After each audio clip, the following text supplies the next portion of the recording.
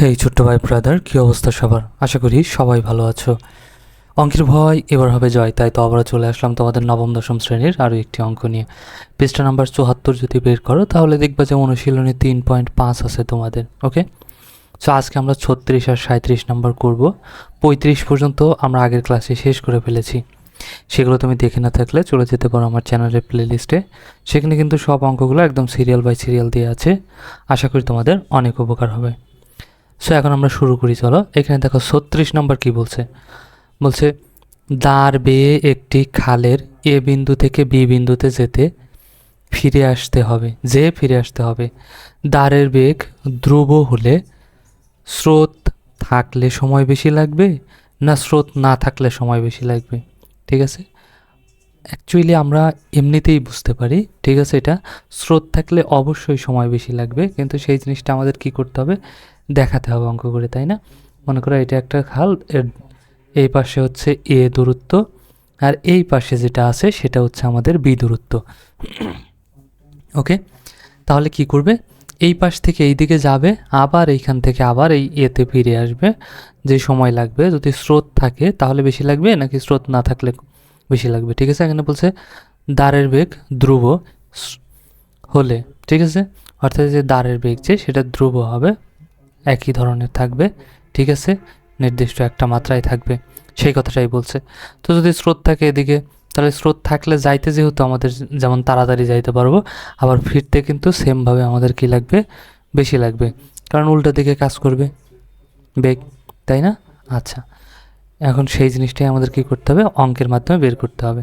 So এই যে স্রোত যদি থাকে তাহলেই আমাদের বেশি লাগবে, স্রোত না থাকলে বেশি সময় লাগবে নাকি থাকলে বেশি লাগবে? ঠিক আছে, অবশ্যই স্রোত থাকলে বেশি সময় লাগবে। সেটা যদি আমরা বের করে এখানে বোঝাতে চাই, তাহলে দেখো 36 নাম্বার যদি আমরা সমাধানে যাই, তাহলে এখানে আমরা ধরতে পারি যে ধরি স্থির পানিতে একটা যে কোনো একটা বেগ ধরে নিতে পারি অঙ্ক করার সুবিধার্থে। ওকে, আমরা সরাসরি একটা মান নেব যাতে সরাসরি মান বের হয়। ওকে, দেখো তাইলে ধরি স্থির পানিতে নৌকার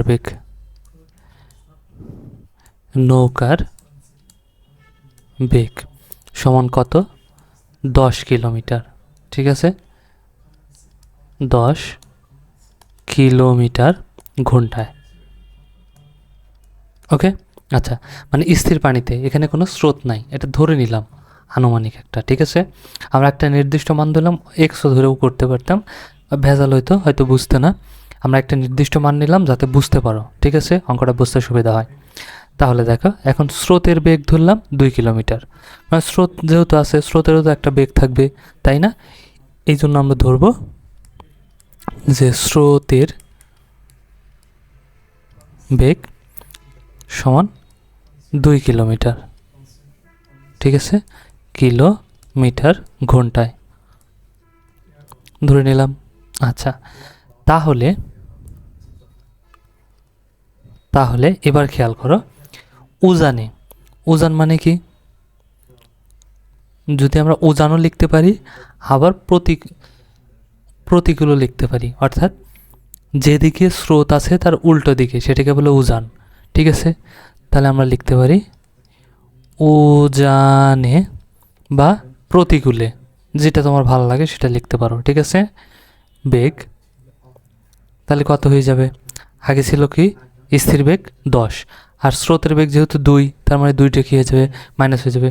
মনে করো এই দিকে স্রোত যাচ্ছে আর এই দিকে নৌকা আসতেছে, তাহলে নৌকাটা যখন এইদিকে আসতেছে 10 কিলোমিটার বেগে, আবার এদিকে স্রোত আছে 2 কিলোমিটার, তার মানে এই নৌকাটাকেও 2 কিলোমিটার কিন্তু কী করবে, পিছায় নিয়ে যাবে।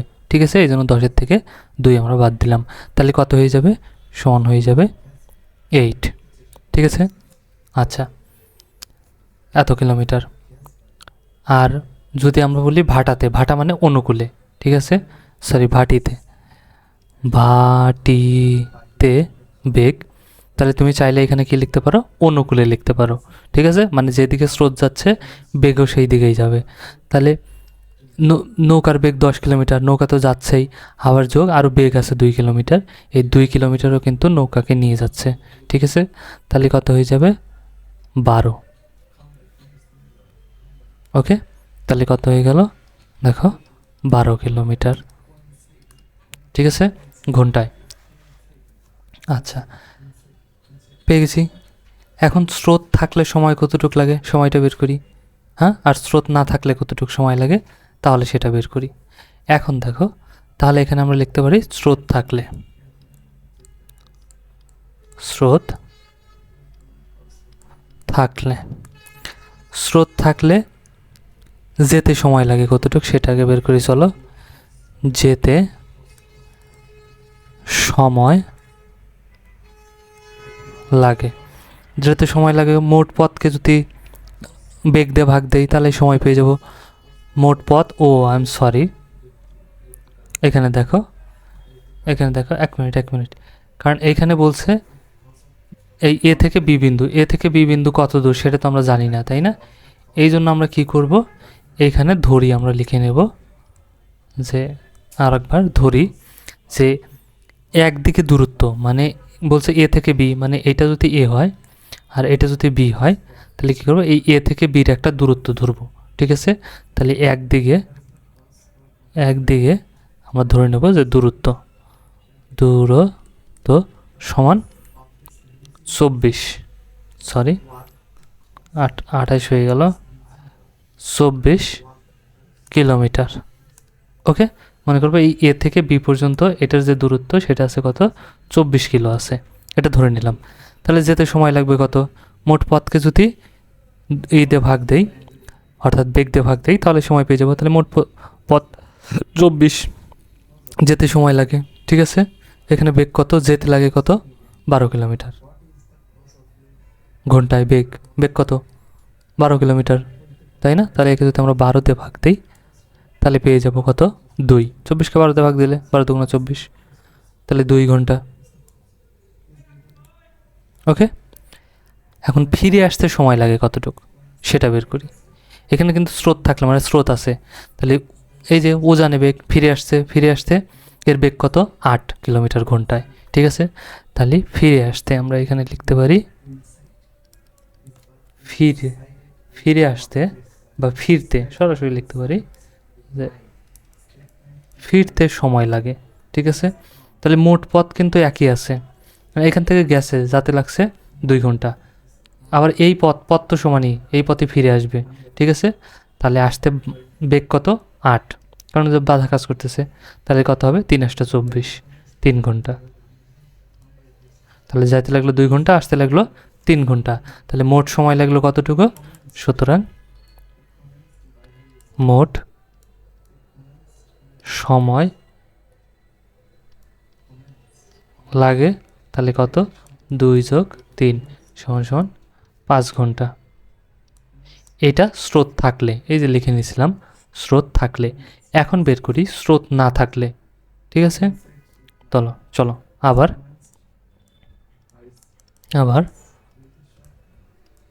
স্রোত না থাকলে। ওকে, তাহলে স্রোত না থাকলে কি হবে বলো তো, উভয় দিকেই বেগ কত, 10 কিলোমিটার। কেন? কারণ এই যে আমরা নৌকার বেগ ধরে নিয়েছিলাম যে স্থির পানিতে নৌকার বেগ কত, 10 কিলোমিটার। তাহলে এখন বেগ নাই, যাইতেও 10, আসতেও 10, ঠিক আছে, কোনো বাধা কাজ করবে না কারণ স্রোত নাই। এই জন্য কি লিখতে পারি, উভয় দিকেই বেগ হবে, উভয় দিকেই বেগ কত, 10 কিলোমিটার, 10 কিলোমিটার ঘন্টায়। ওকে, আচ্ছা, যদি তাই হয় তাহলে যেতেও আসতে সময় লাগে, একসাথে আমরা লিখে দিতে পারি, তাহলে যেতেও আসতে সময় লাগে, ঠিক আছে। যেতেও আসতে সময় লাগে কত, তাহলে মোট পথ কত, 24 ভাগ দেবো বেগ দিয়ে, বেগ কত, 10, তাহলে এটা যাতে সময় লাগলো, প্লাস মোট সময় যেহেতু একসাথে লিখছি যাতে আসতে, তাহলে আসতে কত লাগবে, সেমভাবে মোট পথ কত, 24, বেগ কত, 10, যেহেতু স্রোত নাই, ঠিক আছে। আচ্ছা, এখন এটা যদি আমরা করি তাহলে এখন পেয়ে যাব কত, এই পাশে পাবো, এটাকে যদি দশমিকে করি পেয়ে যাব 2.4 প্লাস এইটাও একই জিনিস 2.4। কী হবে? 24কে যদি 10 দিয়ে ভাগ দেই কত হবে? দেখো তো 10 24-এর ভিতরে কয়বার যাবে? 2বার, তাহলে কত হবে? 20, বাঁচবে কত? 4 দশমিক, দশমিকের জন্য একটা শূন্য, এখন কয়বার যাবে? 4 × 40 মিলে গেছে, দেখছো? তাহলে 2.4 হয়ে গেল। তাহলে এটাকে যদি যোগ করি তাহলে কত হয়ে যাবে বলো তো? 4 4 8, 8 2 2 4, মাঝে একটা দশমিক আছে, দিয়ে দিলাম দশমিক, তাহলে 4.8 ঘন্টা। তাহলে দেখো, যদি বেগ থাকে, বেগে মোট সময় লাগলো কত ঘন্টা? এখানে আমরা পেলাম 5 ঘন্টা। আর যদি স্রোত যদি থাকে তাহলে পেলাম 5 ঘন্টা। আর স্রোত না থাকলে সময় লাগে কত ঘন্টা? 4.8 ঘন্টা। তাহলে কিসে বেশি সময় লাগলো? স্রোত থাকলে বেশি সময় লাগলো, তাই না? তাহলে দেখো এখানে আমাদের প্রশ্নে কি বলছিল যে ধ্রুব হলে স্রোত থাকলে সময় বেশি লাগবে না স্রোত না থাকলে সময় বেশি লাগবে? তাহলে আমরা জানি স্রোত থাকলেই বেশি সময় লাগবে। এই যে আমরা পাইছি স্রোত থাকলে লাগে 5 ঘন্টা আর স্রোত না থাকলে লাগে 4.5 ঘন্টা। তাহলে সুতরাং আমরা এইভাবে দেখাই দিতে 5 > 4.8, তার মানে 5 বড়।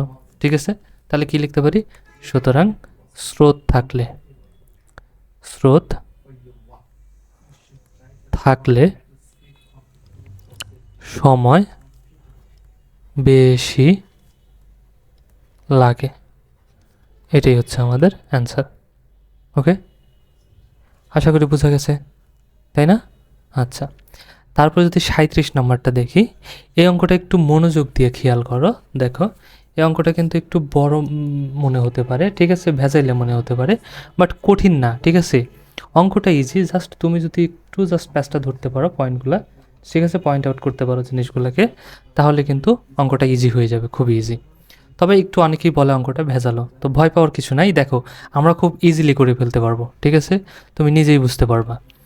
এখানে কি বলছে দেখো তো, একটি মাঠে ধ্রুব হারে ঘাস বৃদ্ধি পায়, মানে ধ্রুব হারে মানে একটা নির্দিষ্ট গতিতে বৃদ্ধি পায় প্রতিদিন, ঠিক আছে? আচ্ছা, 17টি গরু 30 দিনে ঘাস খেয়ে ফেলতে পারে। অর্থাৎ ওই যে মাঠ যে আছে, সেই মাঠে ঘাস, সম্পূর্ণ ঘাস কী করে, এই 17টি গরু খেয়ে যদি শেষ করতে চায় তাহলে কয়দিন সময় লাগে? 30 দিন সময় লাগে। ওকে, আচ্ছা, তবে 19টি গরুর লাগে 24 দিন। তবে এখানে বলছে যদি 19টি গরু খায়, 17টি না গরু খায়, যদি আবার 19টি গরু খায় তাহলে তাদের কয়দিন লাগে? তাদের আবার 24 দিন লাগে। আবার বলছে একদল গরু 6 দিন ঘাস খাওয়ার পর 4টি গরু বিক্রয় করা হলে ঘাস খাওয়া শেষ করতে আরও 2 দিন লাগে, ঠিক আছে? অর্থাৎ মনে করে একদল গরু, এইখানে এই দুইটা শর্তে বলে দিছে কয়টা গরু ছিল, এটাই বলছে 17টা গরু ছিল, এই দলে আবার ছিল কয়টা? 19টা গরু, কিন্তু এই দলে কয়টা গরু আছে সেটা বলে দেয় নাই, এখানে জাস্ট বলছে এক দল গরু আছে, ঠিক আছে? তাহলে এক দল গরু 6 দিন ঘাস খায়, তার ওই এক দল থেকে আবার 4টাকে পরে কী করে দেওয়া হয়? বিক্রি করে দেওয়া হয়। বিক্রি করার পরে ওই যে ঘাস খাবে, ঘাস খাওয়া শেষ করতে আরও কয়দিন লাগে? 2 দিন লাগে। তাহলে দলটিতে শুরুতে কতগুলো গরু ছিল, অর্থাৎ দলটির এই যে দল, এই দলে মানে মোট শুরুতে কতগুলো গরু ছিল সেটা আমাদের কি করতে হবে? বের করতে হবে। তো এইখানে কিন্তু শর্ত দেওয়া আছে 3টা। এই যে এইটা একটা শর্ত, 17 দিনে খায় 17টা গরু খায় 30 দিনে, এইটা হচ্ছে দ্বিতীয় শর্ত, 19টি গরু খায় 24 দিনে, আর একদল গরু 6 দিনে ঘাস খায়, আবার 4টা বিক্রি করার পর যে বাকি থাকে তাদের ঘাস খেয়ে শেষ করতে আরও 2 দিন বেশি লাগে। সো এটা হচ্ছে তৃতীয় শর্ত, এটা 1 নম্বর শর্ত, এটা 2 নম্বর শর্ত, আর এটা হচ্ছে 3 নম্বর শর্ত, ঠিক আছে? এই 3টা শর্ত যদি বুঝতে পারো তাহলে কিন্তু অঙ্ক একদম ইজি, পানির মতো ইজি হয়ে যাবে। তবে এই অঙ্ক করার আগে জাস্ট আমরা একটা জিনিস লিখে নেব এইখানে, ঠিক আছে, যে মনে করি বা ধরি, ঠিক আছে, মনে করি এখানে দেখো প্রারম্ভিক ঘাসের পরিমাণ, অর্থাৎ মোট কতটুকু ঘাস আছে যে গরু খায় সেটাকে আমরা জানি, আমরা তো জানি না। অর্থাৎ এই ঘাস বলছে ধ্রুব হারে বাড়ার আগে নিশ্চয়ই মাঠে তো কিছু ঘাস আছে, তাই না? এমন তো নয় যে ঘাস ছিল না, হুট করে একদিনে ঘাস তৈরি হয়েছে, তা তো না, অবশ্যই ঘাস আছে, তারপরে সেই ঘাস আবার বাড়তেছে প্রতিদিন ধ্রুব হারে, ঠিক আছে? তাহলে যে প্রারম্ভিক এখন যা আছে, ঠিক আছে, সেই প্রারম্ভিক ঘাসের পরিমাণ একটা আমরা ধরে নেব।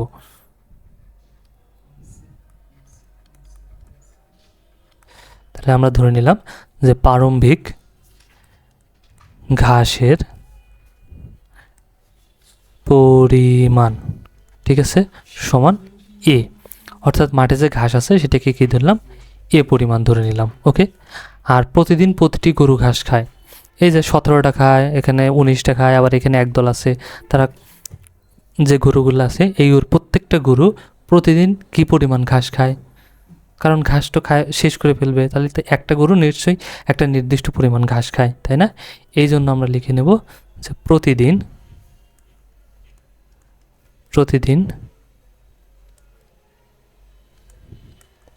প্রতিটি গরু ঘাস খায়, ঠিক আছে, কি পরিমাণ ধরলাম এক্স পরিমাণ, এত অংশ। কতটুকু খায় তা তো আমরা জানি না, এই জন্য জাস্ট ধরে নিচ্ছি, ঠিক আছে।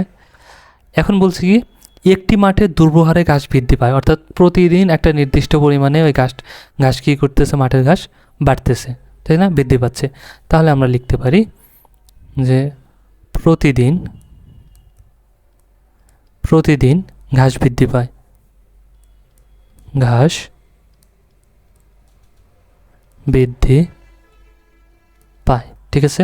কত, এটাকে ধরলাম আমরা বি অংশ, বি করে বৃদ্ধি পায়। আর দলটিতে কতগুলো গরু ছিল এই জিনিসটা আমাদের বের করতে বলছে, এটাও তো আমাদের দেয়া নাই, তাই না। এইটাও ধরো আমরা ধরে নিলাম যে দলটিতে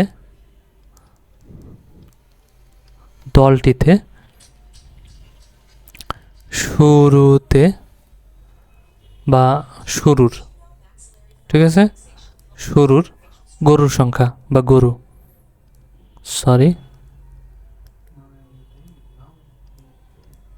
গরু সংখ্যা ধরে নিলাম এটা ওয়াই। ওকে, জাস্ট ইচ্ছা, আমি এইগুলো ধরছি বলে যে তোমাকেও এইগুলোই ধরতে হবে এমন কোনো বিষয় নয়, তুমি তোমার মতো করে ধরতে পারো। তাইলে প্রারম্ভিক ঘাসের পরিমাণ এ, যেটা বর্তমান আছে, প্রতিদিন প্রতিটি গরু ঘাস খায় কতটুকু অংশ, এক্স অংশ, প্রতিদিন ঘাস বৃদ্ধি পায়, যেহেতু ধ্রুব হারে বৃদ্ধি পাচ্ছে, তার মানে প্রতিদিন একটা নির্দিষ্ট একটা পরিমাণে বৃদ্ধি পাচ্ছে, সেই বৃদ্ধিটা ধরলাম বি, ঠিক আছে। দলটিতে শুরুর গরুর সংখ্যা, অর্থাৎ শুরুতে গরুর সংখ্যা ছিল ওয়াই, এইটুকু যদি বুঝতে পারো, তাহলে এখানে যে প্রথম শর্ত দিছে না 17টি গরু 30 দিনে ঘাস খায়, তাহলে আমরা লিখতে পারি প্রথম শর্তানুসারে,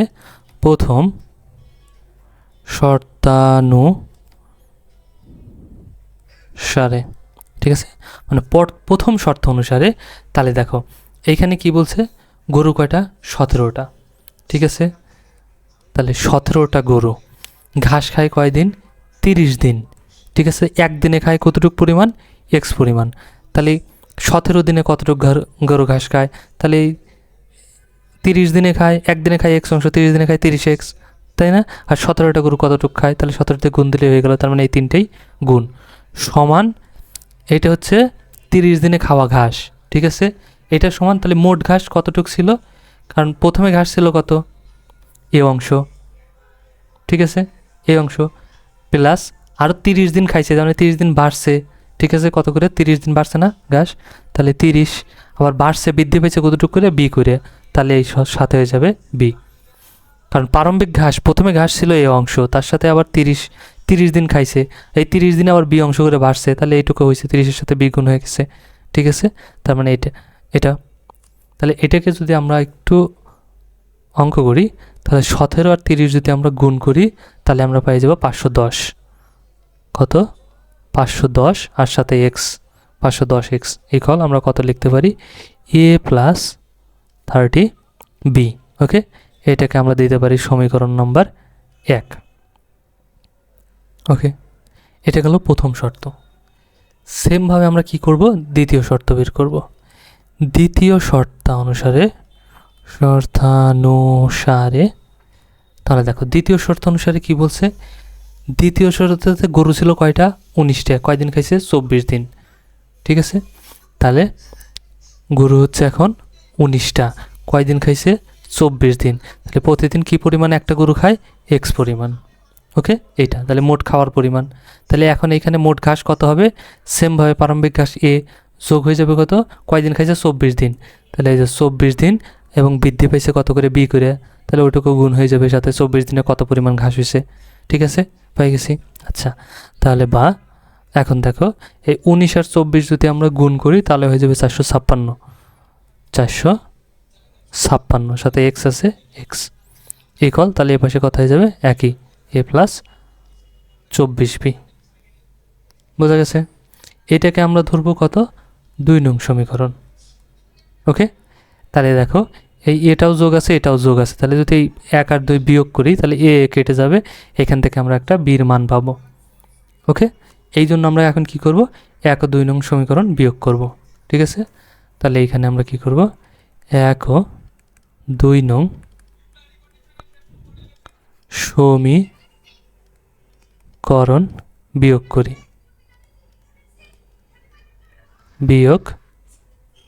করি, ওকে, তাহলে 1 নং সমীকরণটা আমাদের কি ছিল দেখো তো, এখানে ছিল 510x equal a plus 30b। ওকে, আর 2 নং সমীকরণটা কি ছিল, 456x equal a plus 24b। Okay, so একে আমরা কি করব, বিয়োগ করব। তাহলে বিয়োগ করলে চিহ্ন পরিবর্তন হয়ে যায়, এটা প্লাস আছে মাইনাস হয়ে যাবে, এটা প্লাস আছে মাইনাস হয়ে যাবে, এটা প্লাস আছে মাইনাস হয়ে যাবে। তাহলে দেখো যদি আমরা 510-এর থেকে 456 বাদ দিই তাহলে কত হবে, 6 আছে কত হলে 10 হবে, 4 হলে হাতে আমার 1, 5 এর 6, 6 আছে কত হলে 11 হবে, 5 হলে হাতে আমার 1, 4 একে 5, 5 মিলে গেল, বামে শূন্য বসে না, এক্স আছে সাথে এক্স থেকে যাবে ইকুয়াল, এই এ আছে মাইনাস এ প্লাস, তাহলে প্লাস মাইনাস কেটে যাবে। ঠিক আছে, তাহলে 30 যোগ 24 বিয়োগ, এখন কারণ বিয়োগ হলে চিহ্ন পরিবর্তন হয়ে যায়, তাহলে 30-এর থেকে 24 বাদ দিলে 6b, এমনিতেই বোঝা যাচ্ছে, তাই না? আচ্ছা, এখন যেহেতু আমরা বির মান বের করব, এই জন্য কী করব, বা 6bকে এই পাশে নিয়ে আসবো আর 54xকে ওই পাশে পাঠিয়ে দেব। বা এখন দেখো যদি বিকে আমরা এই পাশে রাখি এবং 6-এর সাথে কী আকারে আছে, গুণ আকারে, ও পাশে গেলে ভাগ হয়ে যাবে, তাহলে 54x ভাগ হয়ে যাবে 6, তাহলে 6-কে 6, 6 নং 54 আর সাথে এক্স আছে, তার মানে সুতরাং বির একটা মান পেয়ে গেলাম আমরা, বি সমান কত পেলাম, 9x। ওকে, সো চাইলে এটাকে আমরা এমনিও রাখতে পারি, আবার সমীকরণ দিয়েও রাখতে পারি, যেহেতু দুইটা সমীকরণ পেয়ে গেছে, এটা একটা 3 নম্বর সমীকরণ।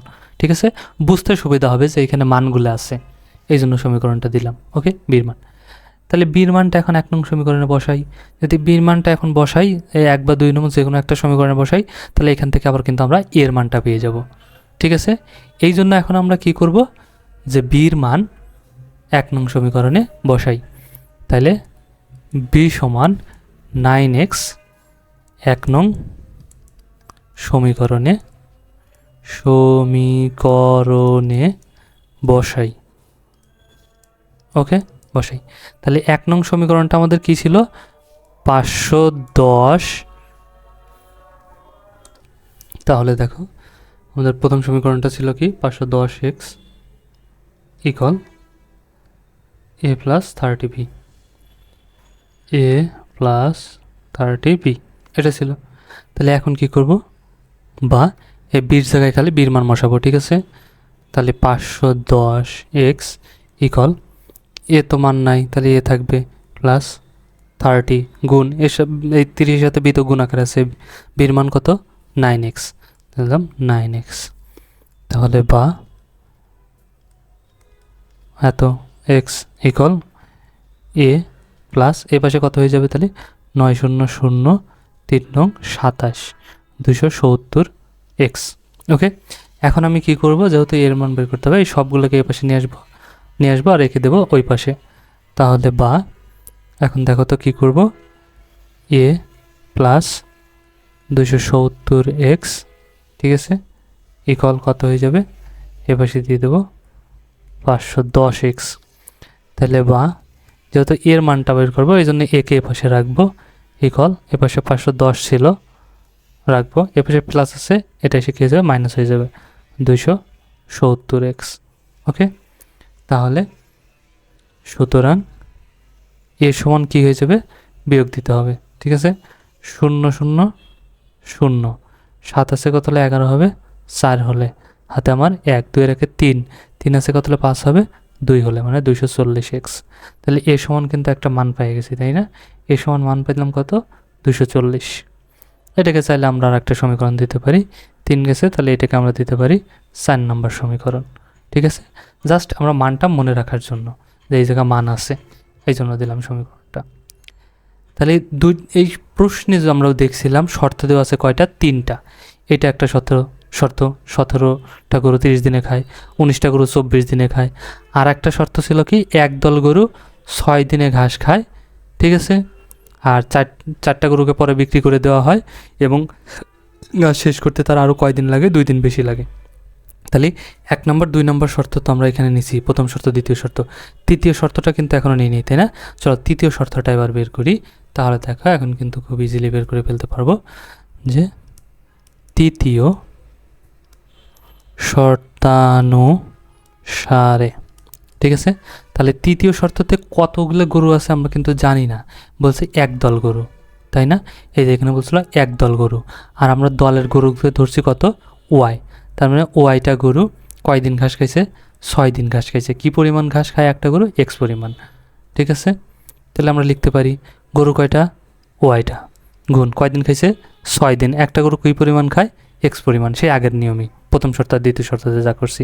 ঠিক আছে, তবে এইখানে শেষ না, কারণ এইটার সাথে আরও যোগ হয়েছে বাকি গরু। আবার কি হয়েছে দেখো, পরবর্তীতে এই যে বলছে 4টা গরু বিক্রি করে দিছে। ঠিক আছে, বিক্রি করার পরেও যে ঘাস খাইছে সেই ঘাস খেতে কয়দিন লাগে?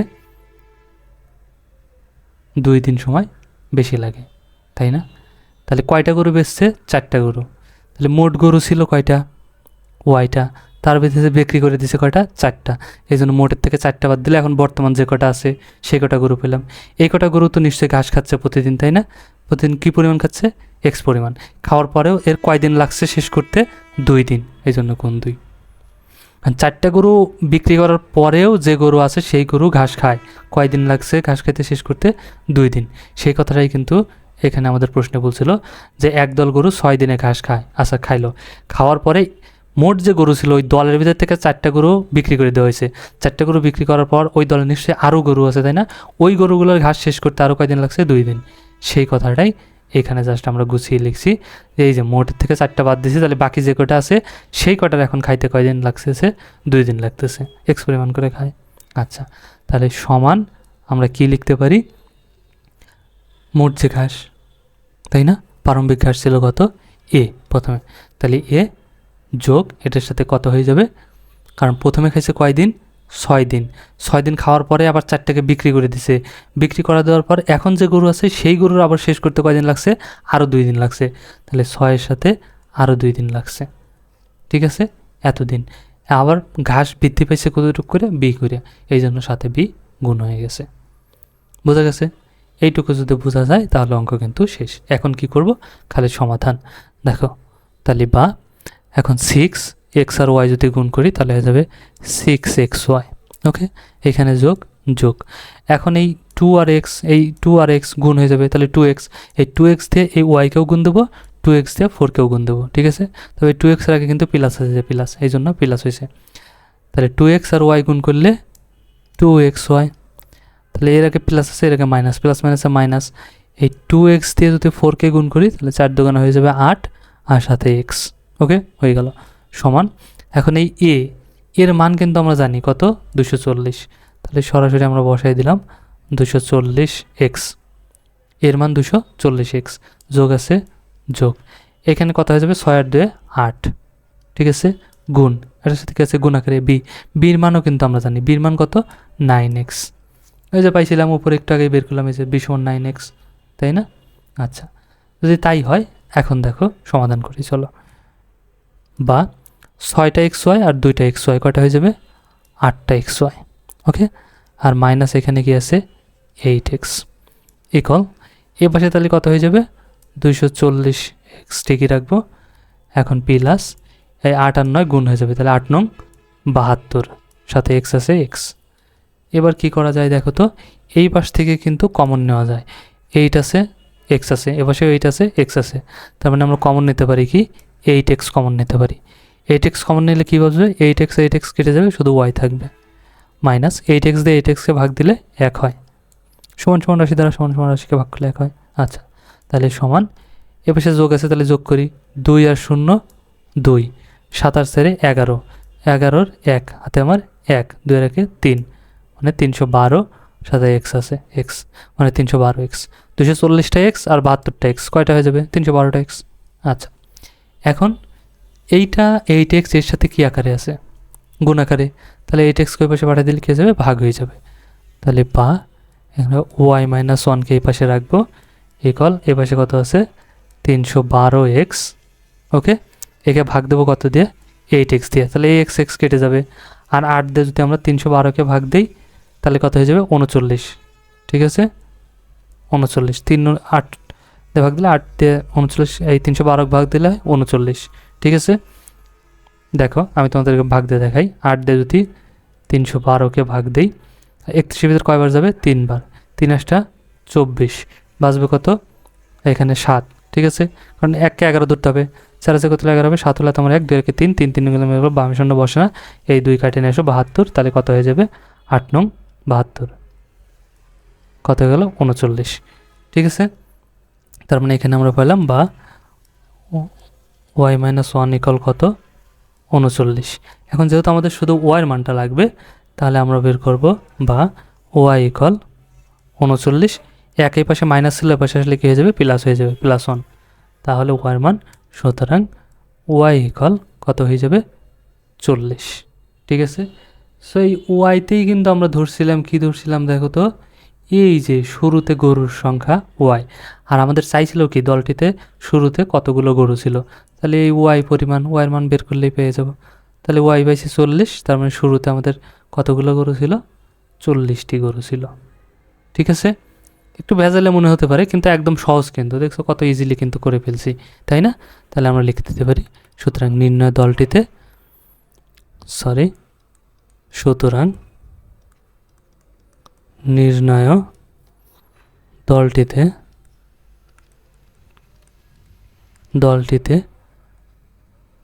শুরুতে 40টি গরু ছিল। ওকে, সো এটাই হচ্ছে আমাদের অ্যান্সার। সো আজকের ক্লাসটা আমরা এখানেই শেষ করব, এই অধ্যায়ের মানে 3.5-এ আর একটা অঙ্ক আছে 38 নম্বর। ঠিক আছে, ওটা আমরা নেক্সট ক্লাসে ইনশাল্লাহ শেষ করে দেব। এখন আর করলাম না, কারণ অলরেডি ক্লাসটা অনেক লং হয়ে গেছে। ঠিক আছে, এই জন্য এখানেই রাখছি। আর কেমন লাগলো ক্লাসটা অবশ্যই জানিয়ে দিও, তো কমেন্ট করে তোমার মতামত জানিও। ভালো লাগলে কিন্তু অবশ্যই লাইক দিয়ে দিও, আর হ্যাঁ, বন্ধুদের সাথে শেয়ার করতে একদমই ভুলো না। ওকে, দেখা হচ্ছে নেক্সট ক্লাসে, ততক্ষণ সবাই ভালো থাকো, সুস্থ থাকো, আল্লাহ হাফেজ।